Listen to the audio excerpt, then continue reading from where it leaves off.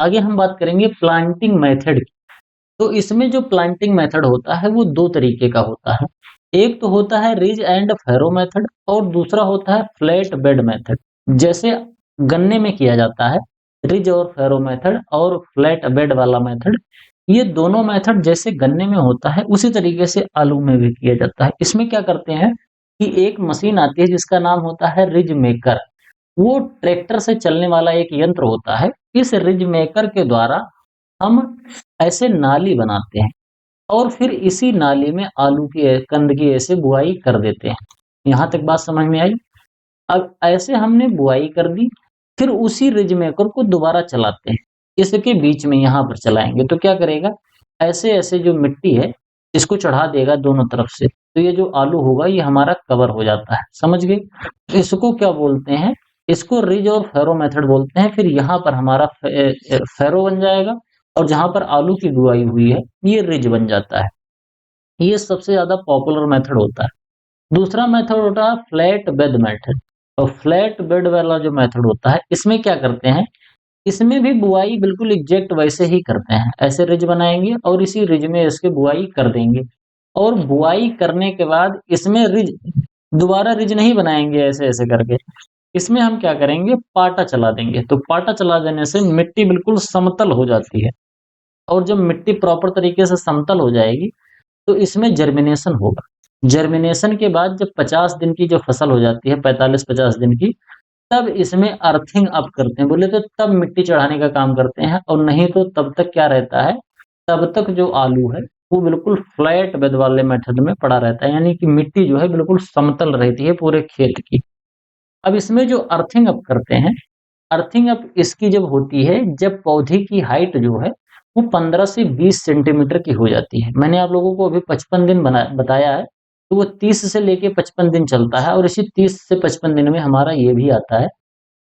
तो plain area में जब इसकी अर्थिंग अप करते हैं वो बुआई के 30 से 45 दिन के आसपास में करते हैं और हिली एरियाज में 40 से 45 दिन के आसपास में इसकी अर्थिंग अप करते हैं।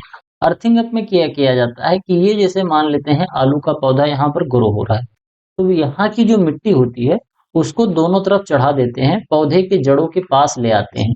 जिससे क्या होता है कि ट्यूबराइजेशन जब हो तो ट्यूबराइजेशन में कोई भी ट्यूबर मिट्टी के ऊपर ना आ जाए, क्योंकि मिट्टी के ऊपर आएगा तो डायरेक्ट सनलाइट के संपर्क में आएगा और इसके अंदर सोलनिन का कंटेंट बढ़ जाएगा, हमारा आलू खराब हो जाएगा। तो इसीलिए इसके अंदर अर्थिंग अप करना बहुत जरूरी होता है।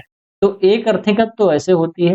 इसके बाद इसकी जो दूसरी अर्थिंग अप होती है, ये पहली अर्थिंग अप के 2 वीक बाद होती है। यानी कि एक तो हम 30 से 45 दिन पे करेंगे और उसके बाद इसमें दूसरी अर्थिंग अप जो करते हैं वो कब करेंगे, 60 से 70वें दिन के आसपास में इसके अर्थिंग अप करते हैं। यानी कि जब पीक ट्यूबराइजेशन वाला टाइम स्टार्ट होने वाला होता है उस टाइम पर इसमें दोबारा अर्थिंग अप करते हैं। तो 2 बार अर्थिंग अप कर देने से सोलनिन जो वाली समस्या है आलू में ये खत्म हो जाती है। क्यों? क्योंकि जब बार बार हम सिंचाई करते हैं और खरपतवार निकालते हैं तो धीरे धीरे मिट्टी क्या है वो गिरने लगती है और जो ट्यूबर है वो नंगे होने लगते हैं। नंगे मतलब ऐसे डायरेक्ट सनलाइट के संपर्क में आने लगते हैं। तो हम जब 2 बार अर्थिंग अप कर देते हैं तो इससे प्रॉपर तरीके से अंदर जो ट्यूबर का डेवलपमेंट हो रहा होता है वो मिट्टी के अंदर ही होता है, बाहर नहीं आता है। अब आलू की जो हमारी फसल होती है हैवी फीडर क्रॉप होती है, एग्जॉस्टिव क्रॉप। जब इसको हम ग्रो करते हैं तो ये मिट्टी से ढेर सारे न्यूट्रिएंट एब्जॉर्ब करती है, इसको ढेर सारे न्यूट्रिएंट की जरूरत पड़ती है। तो नाइट्रोजन 180 से 200 किलोग्राम के आसपास जरूरत पड़ती है, फास्फोरस 100 से लेके 150 किलोग्राम के आसपास जरूरत पड़ती है और जो पोटेशियम है वो भी 100 से 150 किलोग्राम के आसपास इसकी जरूरत पड़ती है। तो इसमें ढेर सारा नाइट्रोजन, फास्फोरस और पोटास आपको देना पड़ता है। वेराइटीज की बात करते हैं तो अर्ली वेराइटीज में जैसे कुफरी अलंकार है, कुफरी चंद्रमुखी है, कुफरी बहार है, कुफरी ज्योति है, ये सभी अर्ली वेराइटी होती है। मीडियम ड्यूरेशन वाली जो वेराइटी है जैसे कुफरी बादशाह है, कुफरी चमत्कार है, कुफरी लालिमा है, कुफरी शीतमान है, कुफरी स्वर्ण है। लेट वेराइटी में कुफरी सिंदूरी है, कुफरी देवा है, कुफरी जीवन है। ये सभी जो वेराइटी हैं ये सभी लेट की होती हैं। अगर कोई भी आलू की वेराइटी होगी उसके आगे कुफरी लगा होगा तो आप ये समझ लो कि कुफरी ये आलू की ही वैरायटी होती है। ये कुफरी जानते हो, शिमला में एक जगह है, वहां पर आलू का एक रिसर्च स्टेशन है। वहाँ पर एक लोकल जगह है जिसको कुफरी कहते हैं, तो वहाँ से जितनी भी वैरायटी निकलती हैं उसके आगे कुफरी लगा होता है। तो आलू का रिसर्च शिमला में ही ज़्यादातर होता है, हिमाचल प्रदेश में। तो वहाँ पर ये एक रिसर्च स्टेशन है जिसका नाम कुफरी है। समझ पे आया? आगे हम बात करते हैं मोस्ट पॉपुलर क्रॉपिंग सिस्टम। जैसे जब यहाँ पर आलू की खेती होती है, तो रबी के सीजन में आलू कर लेते हैं, खरीफ के सीजन में सनफ्लावर कर लेते हैं और इसके बाद राइस और मेज की खेती करते हैं, क्योंकि सनफ्लावर हमारी 70-75 दिन की फसल होती है। तो रबी और खरीफ के बीच में ये थोड़ी सी जो टाइम होता है, इस टाइम पर हम सनफ्लावर की भी खेती कर लेते हैं। मोस्ट क्रिटिकल स्टेज जो होता है इसमें इरिगेशन करने का, तो सबसे ज्यादा क्रिटिकल स्टेज होता है जब 25% इसके अंदर ट्यूबर का फॉर्मेशन हो गया हो, यानी कि जो पीक ट्यूबराइजेशन वाला टाइम होता है, उसी टाइम पर इसमें हम पानी ज़रूर देते हैं, क्योंकि इस टाइम पर अगर हमने पानी नहीं दिया तो ट्यूबर बढ़ेगा नहीं, ट्यूबर की जो डायमीटर है वो छोटा रह जाएगा, छोटे-छोटे आलू पड़ेंगे। इंटरक्रॉपिंग की बात करते हैं तो इसकी ज़्यादातर जो इंटरक्रॉपिंग होती है, वो शुगर केन के साथ होती है। जब शुगर केन छोटा होता है तो आलू की बुआई कर देते हैं और जैसे-जैसे शुगर केन बड़ा होता है फिर आलू को हम हार्वेस्ट कर लेते हैं, तो हमारी शुगर केन की फसल पड़ी रहती है खेत में, तो ये इंटरक्रॉपिंग करी जाती है। हार्वेस्टिंग की बात करें तो इसकी जो हार्वेस्टिंग करते हैं, हार्वेस्टिंग करने के पहले इसका जो हालम होता है, बोले तो इसको हाल्म या फिर इसका स्टेम या वाइन होता है, सीधे-सीधे ऐसे समझो जो ऊपर हरा-भरा आपको दिख रहा होता है तना और पत्तियाँ, इन सबको काट लेते हैं।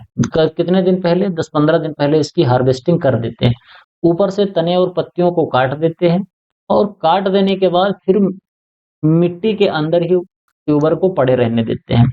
फिर ये ट्यूबर धीरे-धीरे क्या होता है, सूख जाता है 10-15 दिन के अंदर।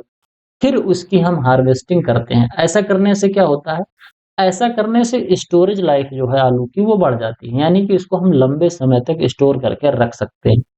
अब लेकिन बहुत बड़ा एरिया है, तो बड़े एरिया में तो हम हाथ से तो काट के रख नहीं सकते, बोले तो हाशिए से काट-काट के रखना, ज़्यादा एरिया है। तो उसके लिए एक केमिकल आता है कॉपर सल्फेट CuSO4। इसको क्या करते हैं, हार्वेस्टिंग से पहले छिड़काव कर देते हैं। तो जो भी फोलिएज पार्ट है, स्टेम और वाइन्स है, ये सभी सूख जाती हैं और सूखने के 8-10 दिन बाद, 15 दिन बाद फिर हम इसकी प्रॉपर तरीके से हार्वेस्टिंग करते हैं, जिससे जो स्टोरेज लाइफ, शेल्फ लाइफ जो है आलू के कंद की, वो बढ़ जाती है।